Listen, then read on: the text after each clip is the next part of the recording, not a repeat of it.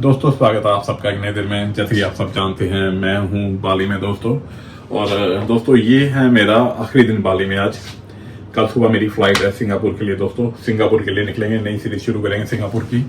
Singapore दोस्तों मैं मेरे ख्याल से 2 या 3 दिन रुकने वाला हूँ। मैंने वहां से कोई फ्लाइट बुक नहीं किया आगे जाने के लिए, बट मैं 2 दिन के लिए अभी मेरा होटल बुक है सिंगापुर में। और मेरी सुबह फ्लाइट है 7 बजे की दोस्तों। फ्लाइट है सुबह 7 बजे की। और जैसे आप जानते हो दोस्तों मेरे को 1 महीने से ज़्यादा हो गया बाली, ऑलमोस्ट शायद 1.5 महीना हो गया बाली में। और आज है मेरा आखिरी दिन। और जो लोग मेरा पुराना वीडियो नहीं देखते हैं उनको मैं बताता हूँ, ये मेरा विला है दोस्तों, यहाँ पे मैं रुका हूँ। अभी मेरी पैकिंग चल रही है। तो दोस्तों वैसे मैं आपको बता रहा हूँ, जैसे मैं अपना बताता हूँ दोस्तों बाली में मैंने 1-1.5 महीना क्या किया। तो दोस्तों सुबह उठते ही पहले मैं 4:30-5 बजे उठता था। मैं जिम चला जाता था। मैं ऑक्सीडेंट जिम का मेंबर हूं। तो ऑक्सीडेंट जिम दुनिया का सबसे बेटर जिम है। जितने भी जिम मैंने आज तक देखे हैं मेरे ख्याल से आज तक का सबसे बढ़िया जिम है, सबसे बड़ा जिम है दोस्तों। पूल है, आइस बाइथिंग है, स्पा, ड्राई स्पा है, सन बेदिंग एरिया है, कैफेटेरिया है, बिल्कुल जेन्युइन रेट पे है दोस्तों। और जितने जिम मैंने आज तक दुनिया में देखे हैं सबसे बड़ा जिम है मेरे ख्याल से। और बहुत ही सही बना होगा दोस्तों ट्रेनिंग के लिए। तो बेसिकली मैं इसीलिए 1-1.5 महीने यहाँ पे रुका था। वो बात अलग है, मेरे को बाली वैली होगी और उसके बाद मैं बिल्कुल मरते मरते बचा हूँ। 10 दिन तक मेरे को बाली वैली रही, जिससे मेरी गट बिल्कुल खत्म होगी, डायरिया हो रखा था मेरे को, बिल्कुल मरते मरते बचा हूँ मैं। थैंक्स टू द डॉक्टर जिन्होंने मेरे को 4 दिन के बाद antibiotic somehow they the. Doctor नहीं है एक्चुअली, एंटोपैक करके जगह है दोस्तों जो आपको विदाउट डॉक्टर की प्रिस्क्रिप्शन के एंटीबायोटिक दे देते हैं। डॉक्टर ने मेरे को एंटीबायोटिक नहीं दी थी, उसने सिर्फ डायरिया कंट्रोल करने के लिए मेडिसिन दी थी मेरे को। और इसका भी पंगा क्या पड़ा दोस्तों, किसी के कहने पे मैंने यहाँ पे एक नोरेट करके मेडिसिन आती है, वो 2 या 4 गोलियां लेनी होती है। उन्होंने मेरे को 12 गोलियां दे दी एक ही टाइम में। तो रात को मैं 12 गोलियां खा के सोया, उसके बाद मेरे को डायरिया हो गया और वो मैं 4 दिन तक पागल रहा दोस्तों। ऑलमोस्ट मरते मरते बचा हूँ। बेसिकली इतना जिम कर रहा था, शायद बॉडी झेल गई। कोई और होता तो खत्म हो जाता, मतलब ड्रिप पे होता, ठीक है। और एनीवे दोस्तों अगर आप बाली आते हो तो मैं आपको ये दिखा देता हूँ। मेरा ये डेस्क में पहले पूरा दवाइयों से भरा हुआ होता था जब मेरे को 10 दिन में बीमार रहा। तो अभी आफ्टर रिकवरी दोस्तों अभी भी ये प्रोबायोटिक्स ले रहा हूँ मैं वेलनेस के, ठीक है। इसमें 1 बिलियन CFUs हैं, सेल्स हैं। और दोस्तों ये विटामिन C ले रहा हूँ मैं। ये USA का ब्रांड है दोस्तों। साउथ इसमें क्या अपना सीक्विल का ब्रांड है USA का, जिसमें ये मैं दोनों अभी ले रहा हूँ डेली। और जब मेरे को बाली वैली से रिकवर कर गया था दोस्तों, उसके बाद भी मेरे ना पेट में यहाँ पे ये देखिए इस जगह पे दर्द रहता था, गट में। तो आपकी गट में दर्द रहता है बाली वैली के बाद भी, और आपको लगता है बाली वैली आपकी ठीक नहीं हुई है। तो बेसिकली मैंने उसके बाद मेरे को ये पेप्सा करके एक ये आती है, ये अगर आपको कभी जरूरत पड़ जाए, ये पेप्सा करके आती है। ये आपको खाने के साथ लेनी होती है, हर खाने के बाद। तो दोस्तों मैं ये ले रहा था, मेरे को ये नहीं पता 3 दिन के बाद ये बंद करनी है। उसके बाद मेरे को और एक दर्द शुरू हो गया। फिर डॉक्टर से बात की, उन्होंने बताया 3 दिन के बाद ये बंद करनी थी। Anyway keep in touch with the doctor. अगर आपको बाली वैली होते जितना आप डिले करोगे उतना आप बेसिकली हॉस्पिटल के पास पहुंच जाओगे, आपको इमरजेंसी में दाखिल होना पड़ेगा। तो ये बाली वैली पहले मैं सुनता था, ऐसे मजाक लगता था। मैं कई बार बाली आया हूँ, कभी नहीं हुआ। अभी भी दोस्तों जैसे मैं सुबह जिम जाता था, जूस पीता था जिसमें जिंजर, टर्मरिक, सैलरी सारा कुछ होता था। फिर मैं प्रोटीन लेता था, 3 घंटे मैं जिम में ट्रेन करता था, ठीक है। और 10 अंडे फिर मैं आके जिम से बाहर आके 10 वाइट अंडे खाता था, स्क्रैम्बल या उबले हुए। और साथ में हल्का, जैसे आपने मेरा वीडियो में देखा होगा ब्रेकफास्ट कैसा होता है। और शाम को दोस्तों फिर दूसरे मील में मैं 8-10 अंडे खा लेता साथ में। ओ माई थाई मेरा एक रेस्टोरेंट है, मैं वहाँ चला जाता था खाना खाने के लिए। तो हेल्दी डाइट पे था। उसके बावजूद दोस्तों मैंने एक दिन नासी गोरिंग खा ली लोकल स्ट्रीट फूड से। और लोकल ऐसा नहीं गली में खा रहा हूँ, वो भी एक छोटा सा रेस्टोरेंट था, उससे खाया। बट वो खाना बना के रखते हैं, बफे टाइप होता है, और उसमें आप थोड़ा लेते हो और खाते हो। तो हुआ क्या, अभी मैंने वो खा लिया और सुबह ही मेरे को फूड पॉइजनिंग हो गई। उसके बाद नहीं दोस्तों मैं बच पाया। और जबकि इतनी हेल्दी डाइट पे था दोस्तों, फिर भी मेरा इतना बुरा हाल हुआ, आपको बता नहीं सकता। मरते मरते ऑलमोस्ट मैं मरते मरते बचा हूँ इस चीज़ से। तो बी वेरी केयरफुल अगर आप बाली आते हो। एक मिनट दोस्तों, शीशा देख लें, बाल ठीक है। हाँ, अगर आप बाली आते हो दोस्तों, अगर वो बाली वैली हो जाती है, head to the doctor, get it done as soon as possible. Wait मत करना भी अपने ठीक हो जाएगी, अपने आप नहीं ठीक होता बाली वैली, बहुत बुरी तरह होता है। उसके बाद मैंने डिवॉर्मिंग टैबलेट्स भी ली, 2 टैबलेट्स ली डिवॉर्मिंग टैबलेट। पूरा ठीक होने के बाद भी मैंने, क्योंकि अगर पैरासाइट आपके पेट में रह जाती है ना, उससे भी और ज़्यादा प्रॉब्लम होती है। तो मेक श्योर भी आपको पेट में कोई दर्द ना बचे। वो कम से कम आपको 2 हफ्ते तक रहेगा दोस्तों। अभी क्या मैं आपको बता रहा हूँ मेरा सीन क्या था। जिम से आया, जिम से आके मैं ब्रेकफास्ट करने चला गया।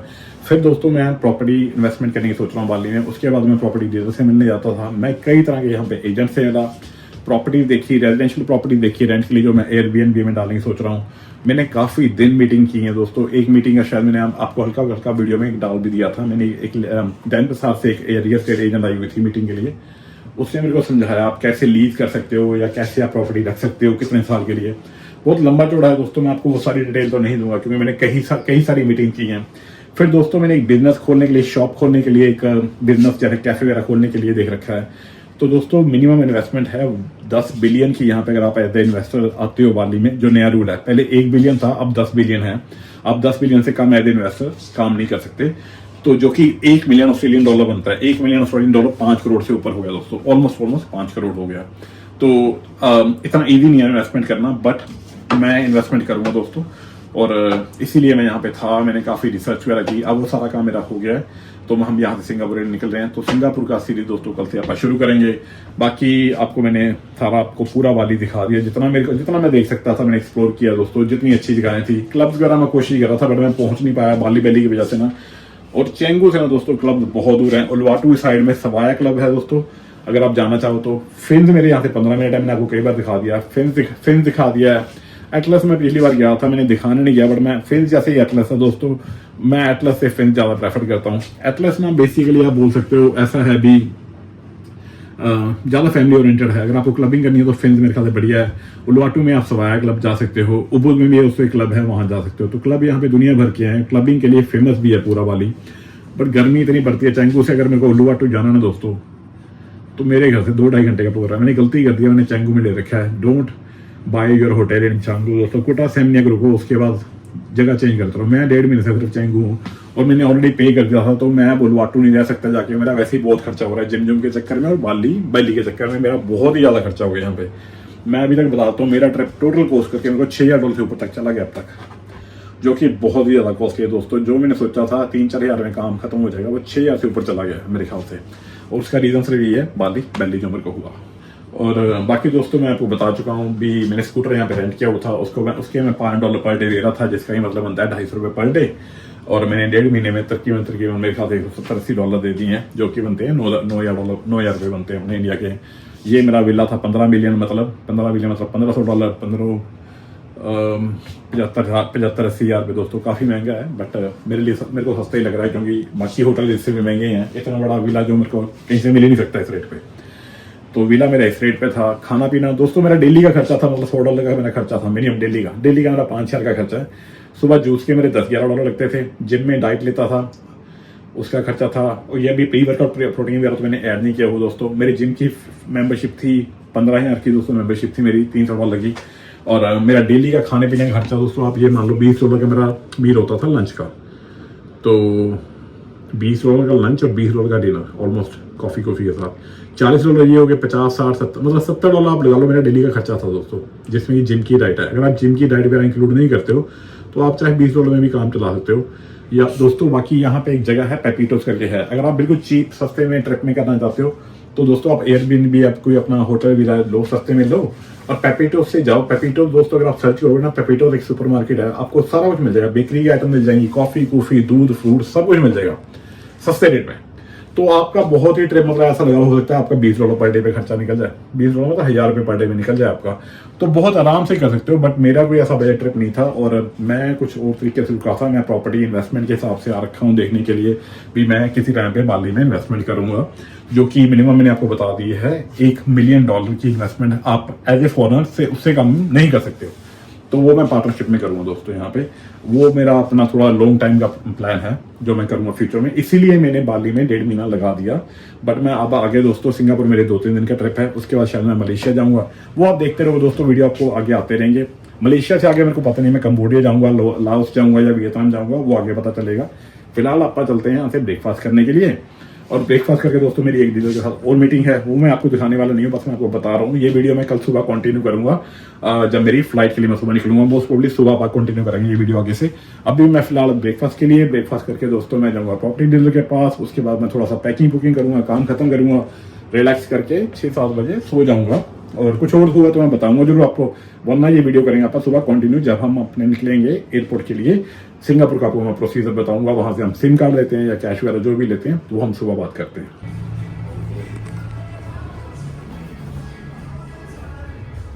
दोस्तों ये आ गया अपना खाना और दोस्तों इसमें ये है 3 वाइट एग ऑमलेट, इसमें एक येलो है और 3 अंडों का ऑमलेट है दोस्तों ये। और बाकी ये है मशरूम्स है दोस्तों, पम्पकिन है इसके अंदर, कैप्सिकम है, चीज़ है दोस्तों, ये फ्रूट है दोस्तों, ये भी पम्पकिन है, ये पेस्टो सॉस है। और दोस्तों ये मैंने मंगाया है सार्डो ब्रेड, साथ में हल्का सा बटर लगा हुआ है इस पर। तो दोस्तों ये मेरा ब्रेकफास्ट होता है मोस्टली। और ये है बीन कैफ़े, जो मेरा बाली का मेरा सबसे फेवरेट कैफ़े है दोस्तों। मैं हर दूसरे दिन यहीं पे आता हूँ मोस्टली। मैंने सारे कैफ़े ट्राई कर लिए हैं, मैं सही बताऊँ। ब्रेड यार्ड कुटा में, ब्रेड यार्ड जो फेमियाक में है, 32 बाली है, न्यूड है, मिलू बाई न्यूक है, फोल्ड कैफ़े दुनिया मेरे ख्याल से सबसे बेस्ट कैफ़े है। तो वो मेरे घर से थोड़ा दूर पड़ता है, मैंने 2-3 बार ट्राई किया, बट मेरे को फोल्ड चैंगी से फोल्ड उर्दू वाला बढ़िया लगता है। अगर आप उर्दू जाएँ तो फोल्ड ट्राई करना, आप तो बेस्ट कैफ़े है। और मेरे घर से 2 मिनट दूरी पे बीन कैफ़े। और तो मैं हमेशा ब्रेकफास्ट के लिए यहीं पे आता हूँ दोस्तों। तो इसका दोस्तों बिल मैं आपको पहले ही बता देता हूँ। मैंने कॉफ़ी लिया और ये जो खाना है ना, टोटल इसका बिल पड़ता है दोस्तों अप्रॉक्सीमेटली दोस्तों 20-22 पड़ता है एवरी मॉर्निंग।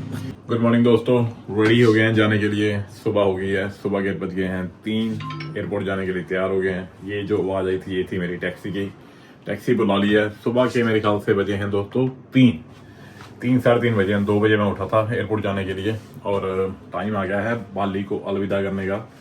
थोड़ा सा इमोशनल हो जाता है क्योंकि मेरे को महीना डेढ़ भी ना होता यहाँ पे रुके हुए, और घर जैसी फीलिंग आने लगती है दोस्तों। कहीं पे आप रुकते हो ना, इतनी देर के लिए रुकते हो तो सारा आसपास इतना ऐसा होता है, कैफे वाले लोग दोस्त हो जाते हैं।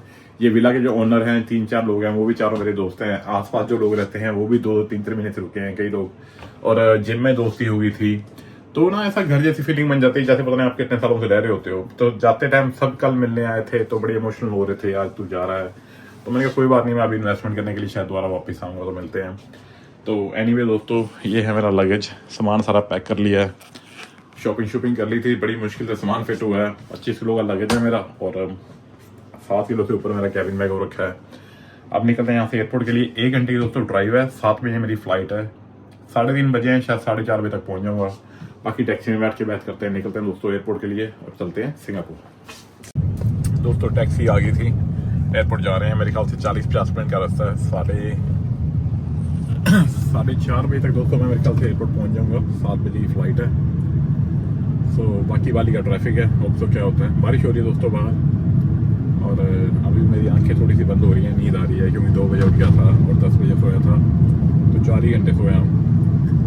बट ठीक है दोस्तों, फ्लाइट सुबह मैंने इसलिए बुक किया ताकि मेरे पास सिंगापुर का पूरा दिन मिल जाएगा। सिंगापुर के होटल बड़े एक्सपेंसिव हैं। कोई भी होटल मेरे ख्याल से दोस्तों अच्छा होटल $200 से कम नहीं है। जो ये मैंने होटल बुक किया है ये मेरे को तकरीबन $450 का पड़ा है, मतलब 20,000 का होटल है दोस्तों ये 2 दिन के लिए। और ये ना एवरेज होटल है जितना मैं जानता हूँ। ये मेरे ख्याल 3 साढ़े 3 स्टार या 4 स्टार के बीच में आता है। तो आप हिसाब लगा सकते हो सिंगापुर कितना महंगा है। और मैंने तो अभी बस परसों ही बुक किया है, अब हो सकता है अभी लेट बुक किया है इसलिए, बट मेरे ख्याल से जितना मैंने नेट पे चेक किया है सिंगापुर मतलब दुनिया में सबसे ज़्यादा महंगे शहरों में से एक आता है। तो हॉस्टल दोस्तों मैंने चेक किए थे, अच्छे नहीं थे, और हॉस्टल में मैं रुकता भी नहीं है जैसे मैंने आपको बताया हुआ है। तो अभी चलते हैं होटल में, रुकते हैं, जाके देखते हैं कैसा कोई वील एवेंटर करके कोई होटल है। मेरे ख्याल से मेरे को ये भी नहीं पता कौन से एरिया में, क्योंकि मैं होटल चेक कर रहा था, मेरे को था जहाँ से मर्जी मिल जाए, होटल अच्छा मिल जाए, वहाँ से PTV वगैरह यूज़ करके मैं चला जाऊँगा। तो रीज़न यही है, सुबह की 7 बजे की फ़्लाइट लेने का भी पूरा दिन मिल जाएगा मेरे को एक्सप्लोर करने के लिए। और हम 2 दिन सिंगापुर रुकेंगे, और क्योंकि यहाँ बाली में तो मेरे को फ्री है 10 दिन का थाई रिजोर्ट थाई। मैं दोस्तों अंधेरा है, बाहर कुछ दिख नहीं रहा। मैंने सोचा हल्का सा आपको फ़ोन करके दिखा देता हूँ भी इस हालत में जा रहा हूँ, एयरपोर्ट जा रहा हूँ। हाँ, शावर शुगर ले लिया है, कुछ खाया हुआ नहीं है, 3 बजे क्या ही खाना है। एयरपोर्ट में फ्लाइट में मेरा इन मील है ये दोस्तों। बाली इस टाइम पे सारा खाली पड़ा हुआ है दोस्तों, ये देखिए कुछ भी नहीं है। बट हाँ, एक चीज़ और बताता हूँ, जब मैं सुबह उठा ना रेडी होने के लिए, तो मेरे को बाहर से आवाज़ें आ रही थी। जब मैंने बाहर देखा तो पूल के पास लोग बैठे पार्टी कर रहे थे। सुबह के 2-2:30 बजे हुए हैं। मैंने कहा यार तुम लोग सो जाओ जाके, इतना शोर मचा रहे हो जाके। और उसमें से 2 तो विला के ओनर थे, एक सामने कोई पर्स से रहने के लिए आया है। और एज पर ऑस्ट्रेलियन रेपुटेशन आपको पता ही है, शोर को थोड़ा ज़्यादा मचाते हैं। आप किसी रेस्टोरेंट में जाके बैठ के देखोगे ना, तो हम लोग क्या करते हैं, बैठते हैं तो थोड़ा आवाज़ धीरे रखते हैं, ज़्यादा शोर शराबा नहीं करते। ये लोग खाना खाने के बाद में 4 लोग बैठे इतना हल्ला उल्ला करते हैं, इनको कुछ नहीं होता, कुछ सुन रहा है कर रहा है।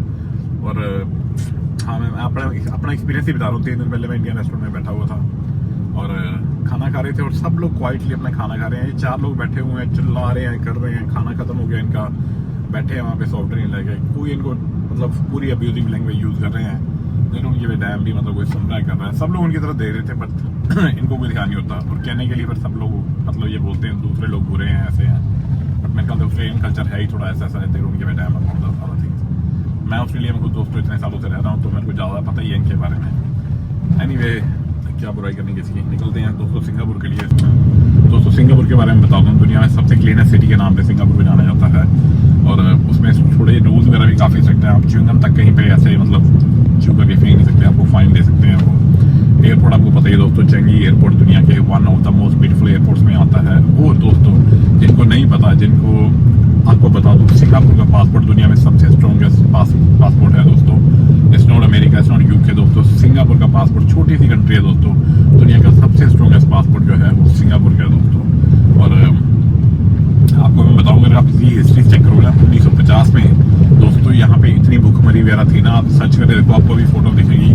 फिलीपींस से भी ज़्यादा गरीब था, या नेपाल मतलब आप जैसे श्रीलंका वगैरह से भी ज़्यादा, मतलब बिल्कुल ऐसे भूखमरी मची हुई थी, सड़कों में लड़ाई हो रही थी, जापान वगैरह से इनकी लड़ाई छिड़ी हुई थी, ऑस्ट्रेलिया ने इनकी हेल्प की थी और एक और 2 कंट्रियाँ थी जिन्होंने इनकी हेल्प की थी। तो बेसिकली बिल्कुल एंड मोड में था। तो आप देखिए 50 साल में कंट्री ने कितना ग्रो किया, 50 साल या 70 साल में, कि आज दुनिया में सबसे स्ट्रॉन्गेस्ट पासपोर्ट सिंगापुर का है और सबसे क्लीनेस्ट सिटी मानी जाती है, सबसे एडवांस जैसे आप बोल सकते हो। पिक्चर और ट्रक ने इंडिकेटर दे रखा होगा, हम ओवरटेक करते हैं ट्रक को, उसको तो दिखेगा नहीं रात को, मतलब मेरी कार ऐसे जाएगी जैसे पेपर A4 पेपर नहीं दे दिया होता गाड़ी के नीचे, इतना बड़ा वो ट्रक था बजरी का। एनीवे तो या दोस्तों दिस इज रियली अमेजिंग। आप देखिए अगर कोई करना चाहे तो कंट्री ऐसे चेंज कर सकता है, हर साल में उन्होंने ऐसी कंट्री कर दी है। तो जैसे अगर आपको दोस्तों नहीं पता तो सिंगापुर में अगर आपको गाड़ी खरीदनी है तो आपको इसके लिए शायद परमिट लेना पड़ता है, और ऐसा नहीं भी कई और गाड़ी ले लिए, तो उनके पास नंबर ऑफ कार लिमिटेड है। एक गाड़ी खत्म होती है तो आप दूसरी गाड़ी खरीद सकते हो। जैसे एक गाड़ी मतलब उसकी लाइफ खत्म हो गई है, हाथ तक करा कैमरा पकड़ गया, तो एक गाड़ी की जैसे लाइफ खत्म हो गई दोस्तों, तो जब उसको डिस्कार्ड करेंगे, उसको खत्म करेंगे, तो दूसरी गाड़ी सड़क पे आएगी। तो नंबर ऑफ कार की लिमिट है दोस्तों सिंगापुर में। बाकी आपको एग्जैक्ट नंबर दोस्तों मैं वहां जाके दूंगा, क्या पॉपुलेशन है क्या नहीं है, क्योंकि अभी भी मेरे को पूरा दिन लग गया दोस्तों पैकिंग करने में। मेरे पास इतना सामान हो गया था, मैंने इतनी शॉपिंग कर ली थी, 8-10 किलो तो मैंने छोड़ दिया यहाँ पे बाली में, रिजॉर्ट में छोड़ दिया। मैंने कहा रखो आपके पास रखो, मेरी दोस्ती हो रखी है नवीला वालों से, मैं कहा अगली बार आऊंगा तो मैं देख लूंगा मैंने क्या करना है। इनके पास छोड़ा है मैंने ऑलमोस्ट 10 किलो बैग में। मेरे को अभी याद है मैं मतलब आते टाइम लेके 30-40 किलो वेट आ रहा था, मुझे था भी इसमें मेरे पास ड्राई फ्रूट्स वगैरह वो सारे कंज्यूम हो जाएंगे, बट मैंने शॉपिंग और कर ली है। तो मैंने जो नई शॉपिंग की थी उसमें से भी कुछ कपड़े निकाल के रखे हैं यहाँ पे। मेरे सारे जो स्नोकलिंग के गियर थे वो भी निकाल के रख दिए हैं। स्नोकलिंग की एक मेरे पास वो थी, सूट था स्नोकलिंग का स्पेशल, वो भी निकाल दिया। नाइकी के शूज निकाल दिए जिम के। तो काफ़ी 10 किलो सामान दोस्तों निकाल के रखा है। नाना करते मतलब $2000 से ऊपर का सामान मैंने निकाल के यहाँ रख दिया है, पर मेरे बैग में जगह नहीं दोस्तों, पूरा बैग ऊपर तक रखा हुआ है। ज़्यादा टाइम नहीं लगा, जल्दी पहुँच गए। और ये है दोस्तों टोल, इसके आपको फीस पे करनी पड़ती है, जिसके मेरे ख्याल से इसने मेरे को 12000 मांगे हैं। ये पे करते हैं, ये खुल गया और ऑलमोस्ट पहुंच गया दोस्तों एयरपोर्ट फाइनली। किसमें? Singapore airline. ये यहाँ पे डोंट वरी दोस्तों, ये आ गया एयरपोर्ट। और दोस्तों लगेज थोड़ा मेरे पास ज़्यादा है तो मेरे ख्याल से मैं रिकॉर्डिंग नहीं कर पाऊँगा, क्योंकि ना ये बैग है दोस्तों, ये वाले को चलाने के लिए ना ऐसे टेढ़ा करना पड़ता है। तो लेट्स सी, ट्राई करते हैं, शायद अगर चला सके तो हाँ चल पड़ेगा। एयरपोर्ट दिखाता हूँ दोस्तों के वो बंद कर रखा है इन्होंने, जो ऑटोमेटिकली प्लेटफॉर्म होता है ना जिस पर आप अपने आप चल के जा सकते हो। ड्रोन कोई इंडिया से कोई आया ना तो मैंने ड्रोन भेजना है इंडिया, क्योंकि बैग 3 हो जाते हैं उठा के ना, रिकॉर्डिंग करना बहुत मुश्किल हो जाता है। खाली पड़ा दोस्तों, एयरपोर्ट सारा खाली है।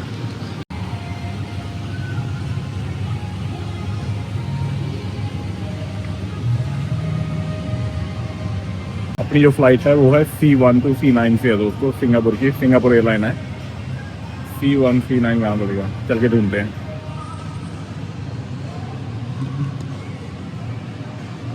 ये तो शायद चेक इन करने के बाद का होगा। किधर जाना है मैंने, चेक इन काउंटर कहाँ पे है? हाँ ये तो डिपार्चर ए भी बाद में होगा ना, सिक्योरिटी क्लियर करने के लिए। यार ये क्या कंफ्यूजन है दोस्तों। C1 to C9 ही है, वो एयर एशिया की फ्लाइट थी जो ई काउंटर से जा रही थी, मुझे लगा वो मेरी है। कॉफी क्लब, ये आ गया दोस्तों आपके डिपार्चर CDE। चलते हैं अंदर, मुझे लगता नहीं कोई रोकेगा यहाँ पे। वो थोड़ा अजीब भी बना हुआ है वैसे, चेक इन काउंटर मैंने कभी देखे नहीं है। यार चेक इन काउंटर, ये क्या सीन है यार, ये बंद पड़े हैं क्या? वहीं से जाना था यार। ये ऐसे डिपार्चर मैंने पहली बार देखा है, क्योंकि डिपार्चर पता है कहाँ लिखा होता है बेसिकली, जहाँ से आप अंदर एंटर करते हो चेक इन करने के बाद। चलो एनीवे कुछ नया सीखने को मिलेगा, क्योंकि मेलबर्न में दोस्तों, मेलबर्न छोड़ो किसी भी एयरपोर्ट पे जाते हैं ना तो डिपार्चर उसके बाद होता है दोस्तों। डिपार्चर वहाँ लिखा होता है जहाँ पे आप चेक इन करने के बाद अंदर आप ट्रॉली छोड़ के चेक इन के लिए अंदर सिक्योरिटी क्लियरेंस के लिए जाते हो। कभी चेक इन करने के लिए थोड़ा ना डिपार्चर लिखा जाता है। और देखो यहाँ पे डिपार्चर A से B लिखा है, C और वहीं पे है, तो बेसिकली C वहाँ एंटर करने ही नहीं दे रहे हैं, डोर ही बंद पड़ा हुआ दोस्तों। वही यही डोर था।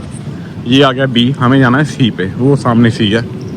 तो मैं वही पूछ रहा था, मैं क्या यार ये क्या ऐसे कैसे बना के रखा हुआ है? कहता वहाँ से जा सकते हो पर बंद कर रखा है, सुबह के टाइम में खाली है ना, काफ़ी लोग खड़े हुए हैं।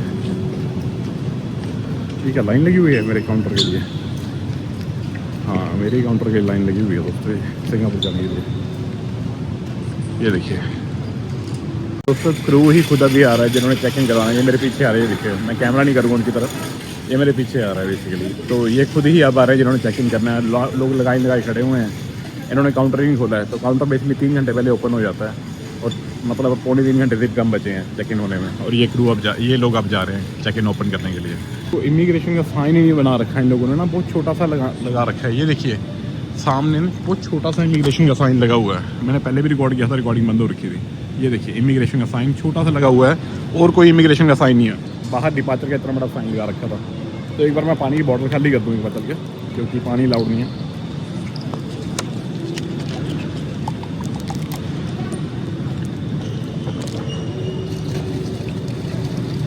ये बॉटल दोस्तों मोस्टली बाहर भी $5 से कम नहीं मिलती है अगर आप कैफे वगैरह से लेते हो, और मेरा $5 खर्च करने का कोई दिल नहीं है, सही बताऊँ।